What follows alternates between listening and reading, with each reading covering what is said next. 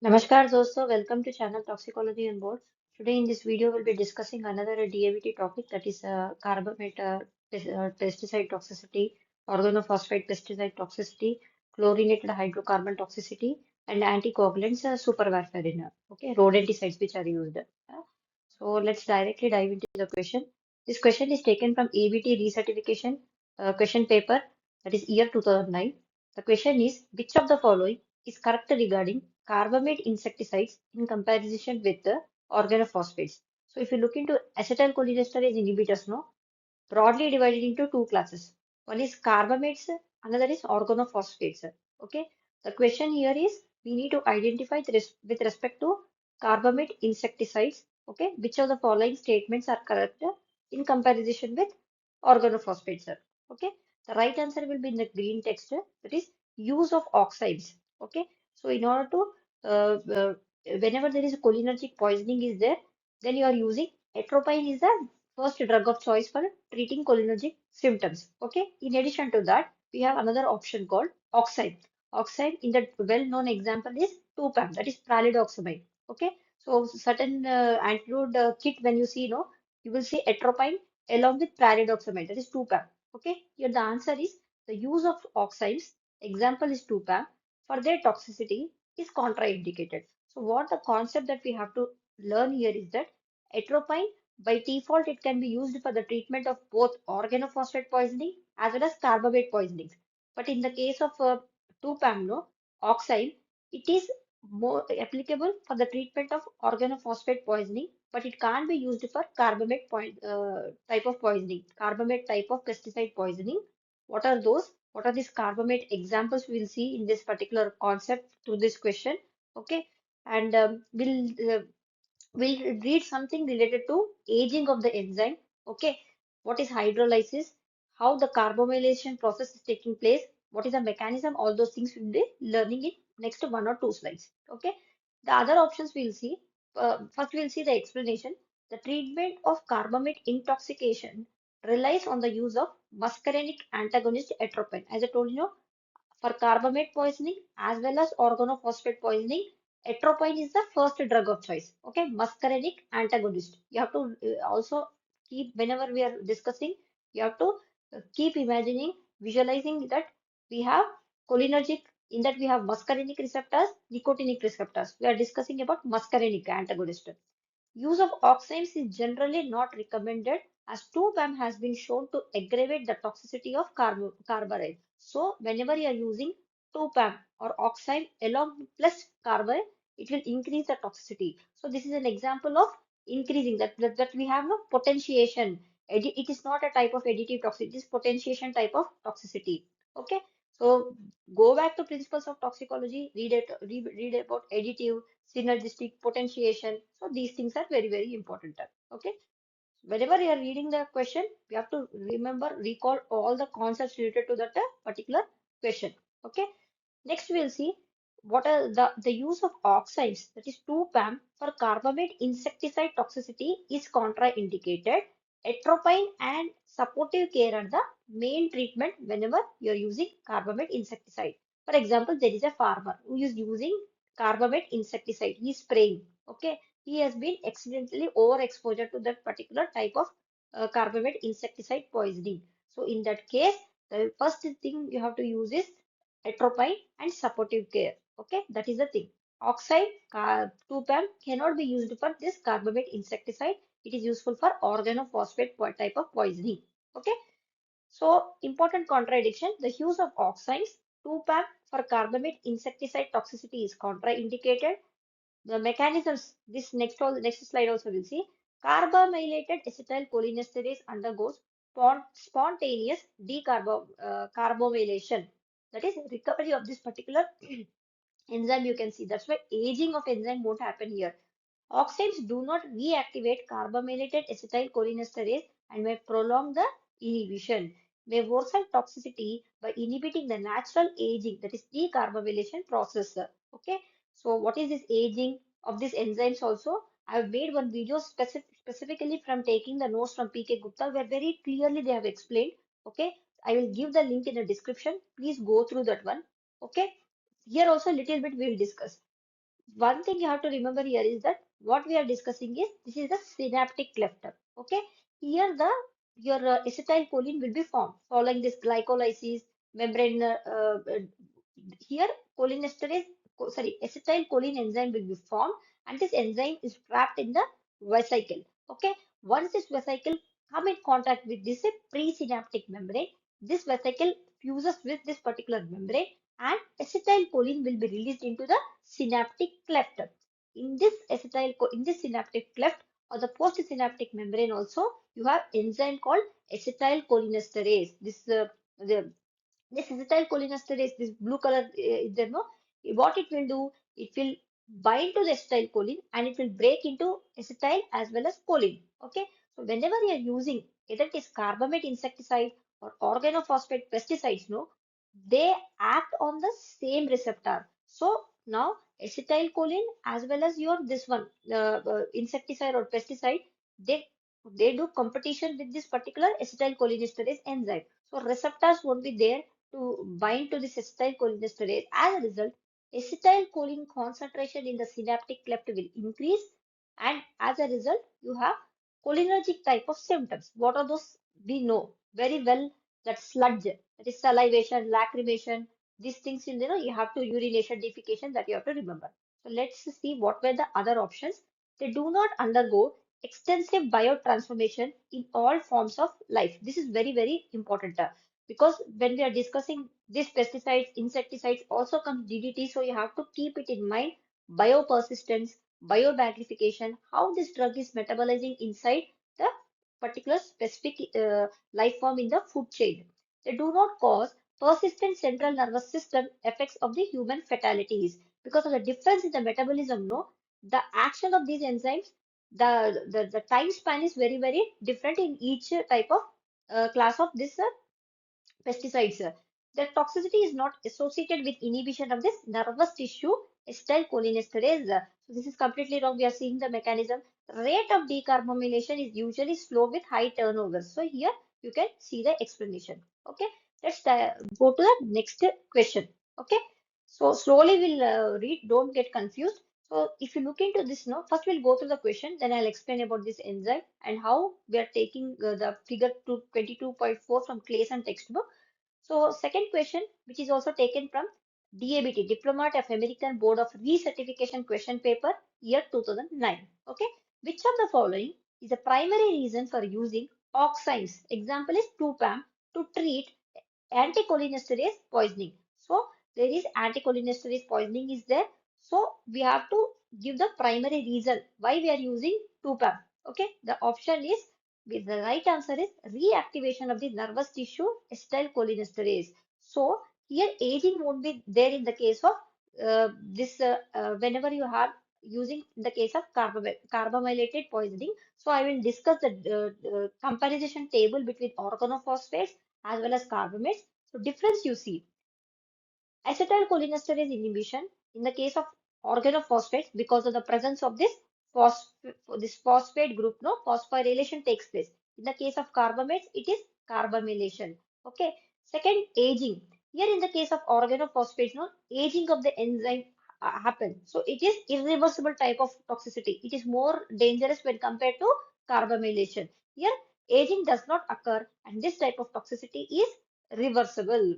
Then spontaneous recovery. Here in the case of a person is exposed to organophosphate poisoning, if the enzyme is get depleted, it is already aging has occurred, then you cannot treat it with any uh, antidote. So this is here in the case of organophosphate poisoning, it is no recovery, no spontaneous recovery, whereas in the case of carbamates, within minutes to hours, there is a recovery with respect to carbamate poisoning.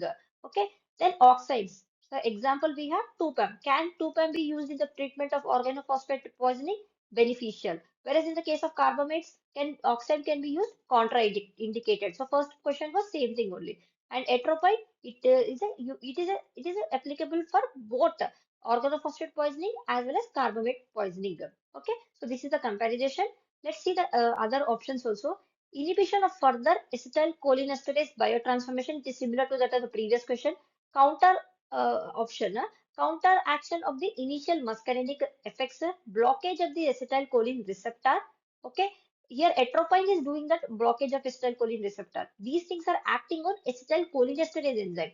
Regeneration of the aged acetylcholinesterase, if any, formed. So, regeneration will take place in the case of carbamate poisoning, but aging is taking place, which is irreversible type. It is taking place in the case of organophosphate poisoning. So, let's see the explanation which is given from the textbook. Oxides such as 2-PAM are also used in the therapy of organophosphate poisoning, right? 2-PAM contains a positively charged atom. Here you can see this is the structure of the 2-PAM. Okay, here you have nitrogen. On this nitrogen, you can see positive charge is there. This particular diagram is taken from Claser 9th edition, page number 1066. Okay, figure 22.4. You can go back and check. Okay, and facilitate dephosphorylation. Dephosphorylation is phosphate break. Here the bond will be broken. Okay, facilitate dephosphorylation of the enzyme, thus restoring the catalytic site of acetylcholinesterase to its function. To understand acetylcholinesterase enzyme, no, this is the structure is taken from P.K. Gupta. What you have to see here is that this is the typical structure, diagrammatic structure of acetylcholinesterase enzyme. On this, you have anionic site, you have acidic site. This anionic site is negative. Here you can see what was positive. Nitrogen was positive in the case of 2-PAM. Now this 2-PAM will, what will happen is capable of attaching to the anionic site. This is positive charge, this is negative charge. That's why acetylcholine can go and bind. This positive and negative will go and bind. Okay. That's why there is a dephosphorylation. This phosphorus bond will be broken. Okay, so that's the concept here. However, this chemical reaction occurs only when phosphorylated acetylcholinesterase has not undergoing aging. Okay, this is very, very important. Immediate reaction is very, very important. Okay, so this is what you have seen, phosphorylated acetylcholinesterase when added to 2-PAM. This will form serine. Serine site will be free now. Okay, reactivated. Now the enzyme is reactivated. Okay, so let's see another concept with respect to carbamate insecticide toxicity. Okay, so here, what we have to see, this particular diagram I have already explained about the synaptic cleft, how the acetylcholine is forming, how acetylcholine is released into the synaptic cleft, how the acetylcholinesterase enzyme will act on acetylcholine and break into acetyl and choline. Okay, on the postsynaptic receptor, then you have the receptors on which it will go and bind. Atropine, when you are using as an antidote, it will not act on acetylcholinesterase. It will do competition with these muscarinic receptors. As a result, instead of acetylcholine, atropine will go and bind to the muscarinic receptor. This is a concept you have to remember. Let's see with the diagram here. So we have mechanism of toxicity. Okay, carbamates inhibit acetylcholinesterase. This is a normal enzyme. Okay, here in the case in this diagram it is blue. Here it is purple color. Okay, inhibit acetylcholinesterase enzyme by carbomylating the active site serine. We have serine and asteretic site too. So to this is a normal. In the case of normal, you have OH, hydrolysis is there. Okay. So in the case of this is a normal thing. Okay, normal enzyme, hydrolysis of acetylcholine, termination of the signal. But whenever you are applying to the farmer, if it's getting exposed or a certain individual who is exposed to this particular carbamate insecticide, no, in his body at the synaptic cleft in the nerve neuronal junction, what it will happen? This carbamate insecticide, it will go and bind to this enzyme. Okay, instead of here serine OH, you have this one.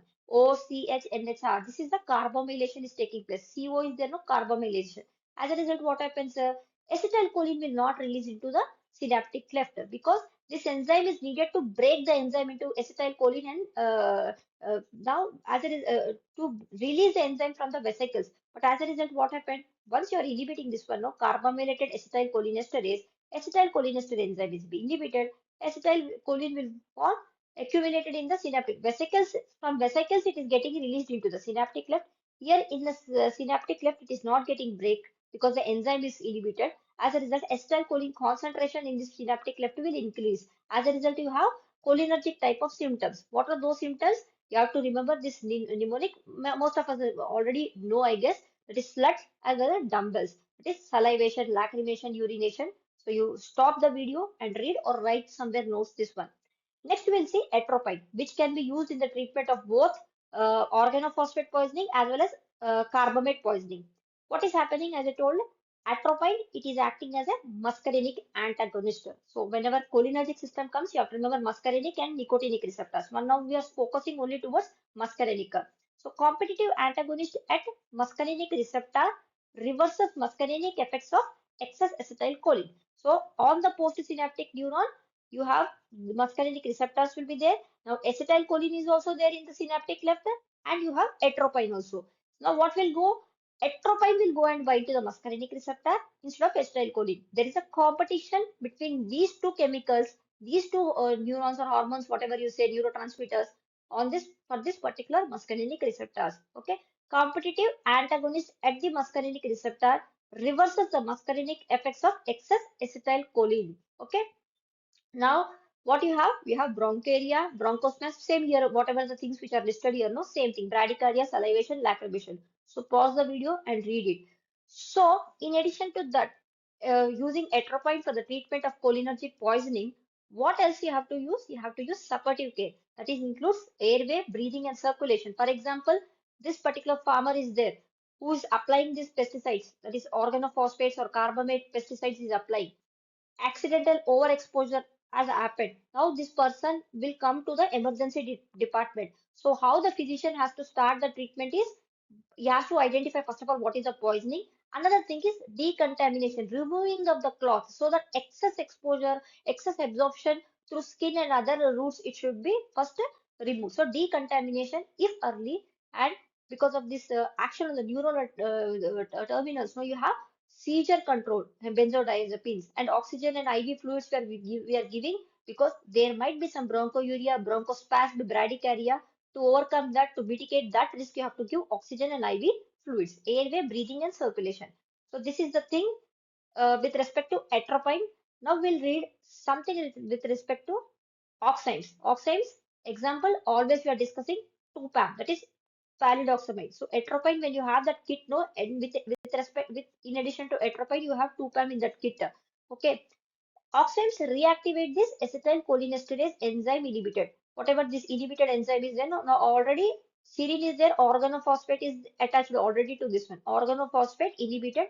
This is your enzyme to which already organophosphate is bound. Okay. Now, what it will do, whenever you are using 2-PAM, what this 2-PAM will do, it will break this organophosphate bond, it will break. As a result, this particular acetylcholine enzyme can be reused. It is reactivated. It has come back to its normal thing. Okay, organophosphate by cleaving phosphorylated acetylcholinesterase plus organophosphate leaving group. OP will be going from this particular reaction. So this is the thing you have to remember with respect to carbamate insecticide mechanism and treatment. Now we'll go to as I told you, one simple pause the video and you can go through. Here, the mechanism of action of organophosphates, they will inhibit the acetylcholinesterase enzyme. This is the enzyme, blue color enzyme. As a result, accumulation of acetylcholine in the synaptic cleft, stimulation of muscarinic receptors or nicotinic, at which place, which these receptors are at which part of your body, based on that you'll see the symptoms. Okay, pause the video and go through this particular diagram for your understanding. Then we'll go through another question which taken from ABT recertification year, question paper year 2009. So in the 2009 in the exam this question came. So what is that we see? Which of the following statements is correct regarding anticholinesterase insecticides? So we are throughout this particular video we are only discussing about the insecticides and pesticides, and last one we'll discuss about the rodenticides, rat, the chemicals which are used to kill the rat. Okay, so we have to understand the correct statement with respect to anticholinesterase insecticide. The right answer will be in the green text, that is act by common mechanism but arise from two distinctly different chemical classes. What are those two different classes? Organophosphates and carbamates. Okay, so we'll see other options. Signs of toxicity include lacrimation, salivation, and urination that resolve within 2 to 3 hours. So in the diagram also previously we have seen sludge and dumbbells are the mnemonic to remember the cholinergic symptoms. So actually the statement is correct. But is it resolving within 2 to 3 hours? That is the question. So that's why this option is not right with respect to. So the examiner will try to confuse you. The moment you see lacrimation, salivation, urination, you'll think this is the right option. But you have to completely go through the statement. Next, you have do not undergo extensive biotransformation in most species. As a toxicologist, you have to see how the particular chemical, different types of species, how this particular chemical is reacting. This is also very, very important. were first developed as warfare agents during World War One and later used as insecticides. So many questions previously have already been asked in the Diplomat of American Board of Toxicology with respect to the chemical agents which were used in the World War One as well as World War Two. Now also they will ask you about Gulf War syndrome. They will ask you about Lebanon War also. Now also they will keep asking the chemicals which are banned, which are now used in the which are harmful to the human beings, which are used as a bioweapons. So when I wrote exam in 2023, they asked about bioterrorism. So they will keep asking about these type of war and the chemicals agents which are banned and which are still used. Next is their binding to the acetylcholinesterase enzyme is seemingly irreversible except in the rare instances. So poor complete statement is very important. Rare instances because of which this might not be the right option to the above question. So we'll see what is the explanation which was given by the previous DABT students. Acetylcholinesterase structurally can be distinguished into two classes, that is organophosphates, carbamates. Go back in the previous slide, you can see. Similar mechanism of action between each other. Carbamate inhibition is quick and reversible, that inhibited acetylcholinesterase don't go through aging process. So aging thing I have already explained. Some of the organophosphate and carbamate go through extensive biotransformation, that is detoxification. This is very important in our body. Therefore, there is a difference on the toxicity. Okay, so different chemical is undergoing in a different way this detoxification or biotransformation process, as a result which there is a difference in the toxicity. How long it retains in your body based on that also. And potency is also very important. Signs of toxicity sludge is typical symptom, but not sure whether it is resolved in 2 to 3 years. That's why this option is not applicable to the above question. Okay. Now we'll see what is the key point that you have to remember. These are the four things, that is tabun, sarin, soman, and cyclosarin, that you will see in your exam also. Then the options also you'll come across. So these are the chemical warfare agents which were falls under the anticholinesterase insecticides. So these are the things which were used during World War One. Okay. Next key point is organophosphates and carbamates are chemically different. Okay, as you see, carbamate means CO is there, whereas the organophosphate means OP is there. But both inhibit acetylcholinesterase enzyme, whereas atropine is acting on the muscarinic antagonist, leading to accumulation of acetylcholine and cholinergic toxicity. Symptoms you have to remember. That is, mix you have to remember. Sludge and dumbbell. Okay. Now we'll see important thing, anticholinesterase insecticides, because in the options we have seen no anticholinesterase. So very important. They keep asking in the exam repetitively about parathion and malathion. So which of these is responsible for causing lung toxicity and which is responsible for causing what is it, accumulation in the lung, and which is responsible for causing liver toxicity. So parathion and malathion also have given explanation in my channel. I'll give the link in the description. Please go through that video. Now you see anticholinesterase insecticides, they act by common mechanism but arise from two distinctly different classes. We have organophosphates and carbamates. Organophosphates, we have example parathion, malathion, and chlorophyll, whereas carbamates, you have example carbaryl, that is Sevin, aldacran, and carbofuran. So these examples, they keep coming in your exam in options. Okay. Phosphorus containing compounds. So since here phosphorus is there, no, form stable, often irreversible bonds with acetylcholinesterase. That is the reason this bond cannot be broken, and aging is there. Longer duration of action, parathion, malathion, and chlorophyll, longer duration, more toxicity. Coming to carbamates, carbamates, they have urethane derivatives. Here C double bond O NHR, this is the thing. This R keeps changing, alkyl groups keep changing, form reversible bonds with acetylcholinesterase. That is why you can't see the aging. Here it is we'll be discussing about reversible. See, carbamates is reversible because it is forming reversible bond with acetylcholinesterase. That bond can be broken. So enzyme can be reactivated. Shorter duration of action, so less toxic when compared to organophosphates, and examples we have seen. So this is a normal function you see. This is a presynaptic neuron. This is a postsynaptic neuron. Acetylcholine will be there in the vesicles, released into the synaptic cleft. Okay. So muscle or postsynaptic cell, acetylcholine is broken down by acetylcholinesterase enzyme. So very quickly we'll go through inhibition of this acetylcholinesterase insecticide. This is your acetylcholine. Your insecticide is bind to this acetylcholinesterase enzyme. Insecticides bind to acetylcholinesterase. Organophosphates usually irreversible. Carbamates is reversible. Acetylcholinesterase inhibited by binding of this particular thing. As a result, acetylcholinesterase activity blocked and acetylcholine not broken down. So increased concentration of this acetylcholine in the synaptic cleft will be there. Continuous stimulation of the muscarinic and nicotinic receptor. That's why certain times you see tremors also. Okay. So fasciculation, muscle weakness, the action on the nicotinic effects, paralysis. CNS effects, we have anxiety, confusion, seizures, coma, and respiratory failure. Okay. So here you can see the comparison also. Okay.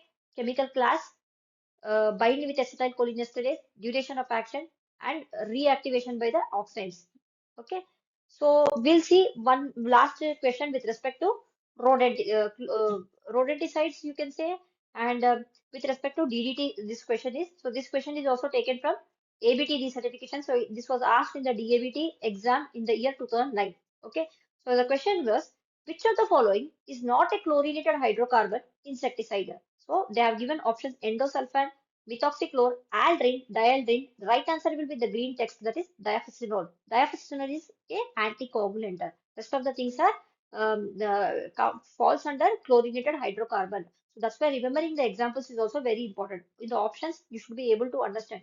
So second generation anticoagulants, coumarins such as superwafarins. So in the exam, this terminology also will come in some. Which are the following superwafarins? That is brodifacoum and difecoum, whereas others are indane 3-diode derivatives. So we'll see in the next page the structures, diaphysonol as well as chlorofascinolone.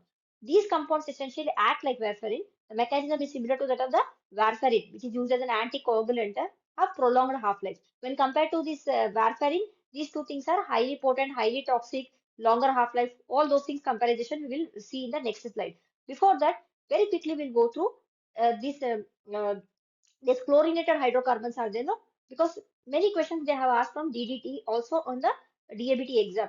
So DDT is dichloro, diphenyl, trichloroethane, we all know. So DDT is there. Similar class examples are lindane. Okay. Then we have aldrin. Aldrin is also given in the option. Dialdrin. Dialdrin option E was there. Endrin is there. So this endrin is a metabolite of this aldrin actually. Pause the video and go through. All these things are insecticides. Some of them are used as ectoparasite, termicide, soil nematode, insecticide. Okay. And persistence is very important. So what you have to remember with respect to toxicologist is that some of these insecticides and pesticides know because of their persistent, biopersistent, that is very highly potent, highly persistent. No, they retain in the environment for a longer time because of the lipophilic nature also. So here coming to DDT, no, highly persistence, very high. Linden also you can see the dialdrin and eldrin also very high persistence is there in the environment. Toxicity, all of these things they are causing neurotoxicity. So they are having adverse effect on the CNS. So in addition to this DDT, you have to remember about biomagnification, how the concentration of the DDT is increased through the food chain. So one question they will ask in the exam about it. And there was one incident because of this silent spring, what they say, Rachel Carson, you have to remember what is her contributions towards this identifying this DDT related toxicity. N number of videos and case examples are there with respect to DDT toxicity.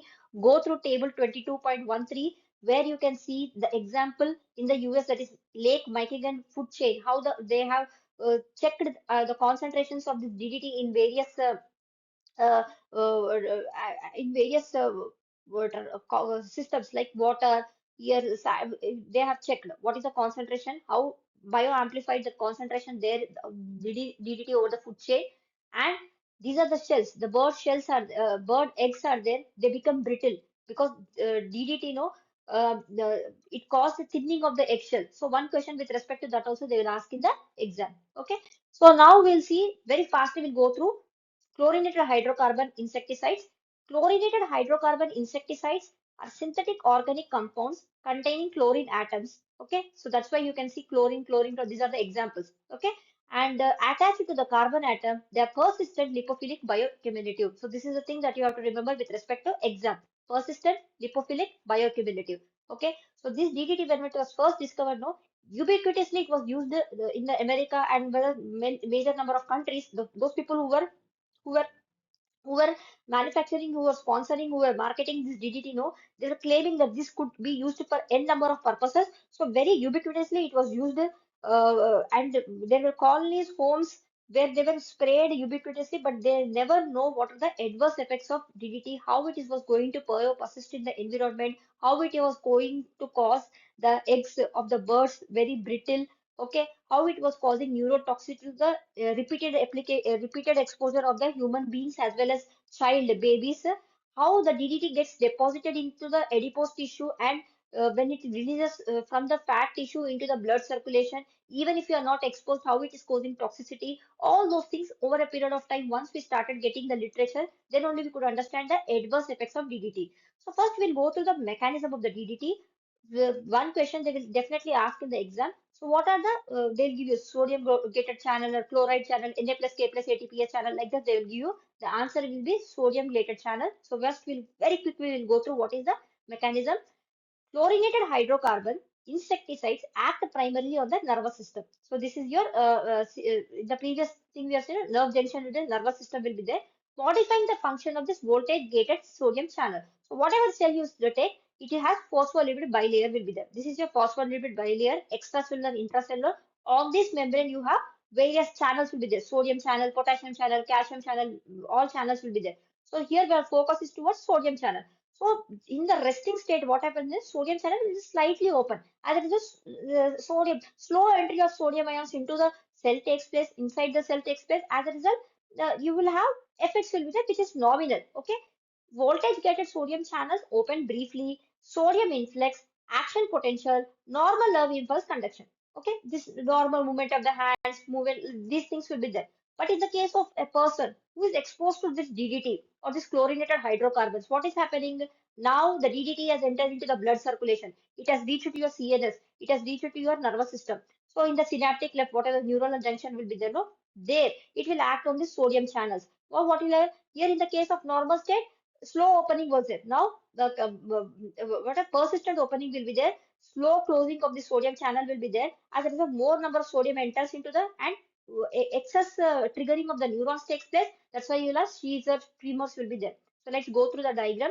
So action of this chlorinated hydrocarbons, insecticide, the DDT and aldrin example they have given. So here is your sodium channel. Insecticide bind to the open channel. Here the insecticide will go and bind and stabilizes it in the open state. Now the channel will remain in the open state for a longer time, delays closure. Now the closing, the time required to close that particular sodium channel will be delayed. As a result, the channel will be open for a longer time, inactivation of the channel. So what happens? More entry of sodium ions will take the result. What is happening? Neurotoxicity. What is that one we'll see? So prolonged sodium influx causes continuous nerve excitation. Now you have tremors. You will have leads to tremors, convulsion, paralysis, as well as death. Fast signaling of the neurons takes place. So this is the thing. So in the exam, they'll try to confuse the Na plus K plus ATPase, calcium ATPase, sodium resting phase, depolarization and repolarization. These are the terms they trying to confuse us. What we have to remember is voltage gated action is a voltage gated sodium channel, and the opening of the channel will be open for a longer time once the insecticide bind to this particular channel. Okay. So key points is primary target is voltage gated sodium channels in the nerve axon. Effect is delayed inactivation of sodium channels, prolonged depolarization and hyperexcitation. Clinical signs tremors, muscle twitching, ataxia, convulsions, and paralysis. Outcome at high exposure, respiratory tissue failure, and whether death. Okay, so in addition to neurotoxicity, it is also causing endocrine disruption. It is also having adverse effects on the liver toxicity, immunotoxicity. So with respect to immunotoxicity, read ICH S8 guideline. Okay, carcinogenic potential upon long-term exposure. So DDT is also having, there are certain reports where it is stated that it might cause cancer. It will cause liver toxicity. It might cause endocrine disruption. As a result, you can see the eggshell thinning is there by accumulation and persistence. Okay, because of the lipophilic nature. This is very important. Somewhere we have seen many chlorinated hydrocarbons, persistent organic pollutants are banned. So right now in the US, DDT is banned, but in African countries still DDT is used because the people are suffering from malaria from the insect bite more. So DDT is used as a insecticide in this particular African countries, low income countries, third world countries, restricted in many countries, but in US it is banned. Okay, pause the video, go through the history of this DDT, how it is there, how when you see the insects now they will become like this once you spray because from the limbs of this insect, whether it is cockroach or mosquito, no, that it will get absorbed into their legs actually. Okay, insect legs I mean to say. Next, we'll very fast we'll go through the last slide, that is second generation anticoagulants. So n number of questions have previously been asked in the DABT exam with respect to anticoagulants. Warfarin hoga, rodenticides hoga, pesticides hoga. So now this slide is restricted to anticoagulants. So we are going to discuss about coumarins, superwarfarins, Indian 3-diol derivatives. So we have second generation anticoagulants.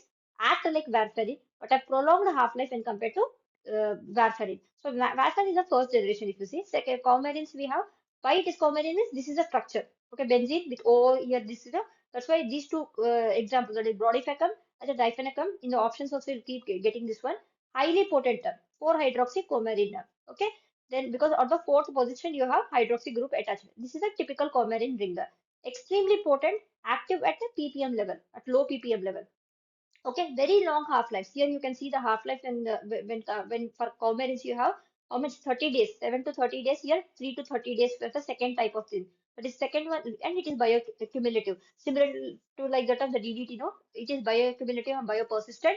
Indian 313 dione called non-coumarins or anticoagulants. Why it is called non-coumarins? Here the coumarin ring is absent. You can see here 5-membered ring is attached to the benzene. So potent and long-acting, that you have to see here how many days it is.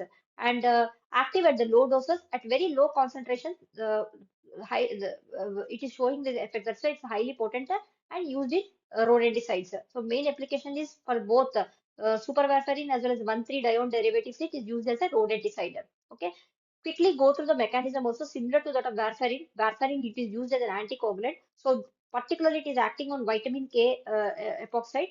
Here vitamin K epoxide reductase, it will act as this warfarin or this these rodenticides. No, what will happen? Coumarin, these things, no, they cause decrease in activation of vitamin K dependent clotting factors. We have cascade of reactions will be there whenever the blood clotting factors will be there. So it is affecting factor 2, 7, 9, 10 and proteins, impaired clotting, bleeding. As a result, bleeding and particular animal will die. Okay.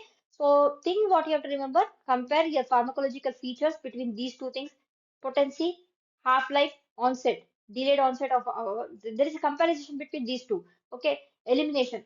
So which will retain in your body for a long time and what is it? It is more mainly through biliary as well as fecal route. And critical effect. Prolonged anticoagulation, easy bleeding, hemorrhage, and may be fatal if untreated. Okay, so please read the key points and take home message also. Okay, hope from this video you were able to learn about different insecticides. We have discussed about acetylcholinesterase, carbamate, insecticide, atropine. We have discussed 2-PAM. We have discussed oxime. We have discussed about chlorinated insecticides like DDT, aldrin, dialdrin. We have discussed about anticoagulants, coumarins, brodifacoum, difenacoum, Indian 3-dione, coumarin structure. So these things they keep asking in the exam repeatedly. So I would request you to read it. Okay, so that any question if it comes from this particular concept, now you will be able to write it in the exam. Thank you so much. Be curious. For any questions, you can. All the best for your exam.